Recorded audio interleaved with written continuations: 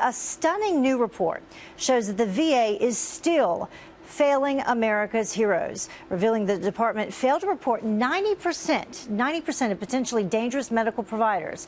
So how did this happen? Why isn't this being fixed? Joining me now is Dan Caldwell with Concerned Veterans for America. Thank you very much for joining us this morning, Dan. We appreciate it. Thank you for having me on this morning. So were you surprised by this finding?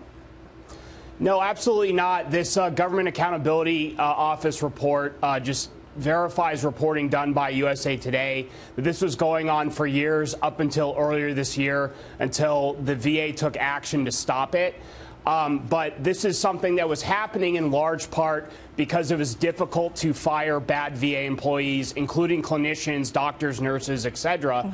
And this was part of a deal to get them out of the VA, paying them off, and also include payoffs as well. And the result of this is it was not only causing problems at the VA, but it was threatening the civilian medical system as well, because a lot of these clinicians were leaving and then working in private sector hospitals. So these findings were based on a sampling of 5 VA hospitals. Let's look at a segment of what they found. It says that the GAO found that from October 2013 through March 2017, the 5 selected VAMCs did not report most of the providers who should have been reported to the National Practitioner Data Bank or state licensing boards in accordance with VHA policy. So how do we fix it, Dan?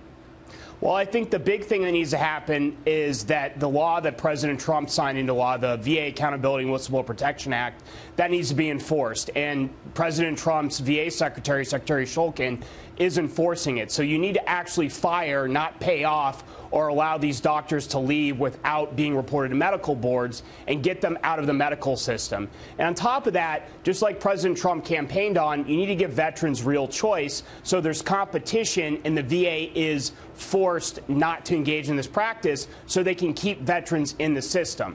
And that's why you have legislation like Representative Lamborn just introduced, the Veterans Empowerment Act, which would give that choice. And again, this is something President Trump campaigned on. It was incredibly popular with veterans. He'd get cheers at every campaign stop from veterans when he talked about it. It's something that his VA secretary supports, and Congress really needs to step up here and pass legislation like the bill that Representative Lamborn just introduced. So along with accountability, veterans need the health care choice. You're a veteran. How do you think President Trump is doing so far? I mean, this is what he was voted in to do.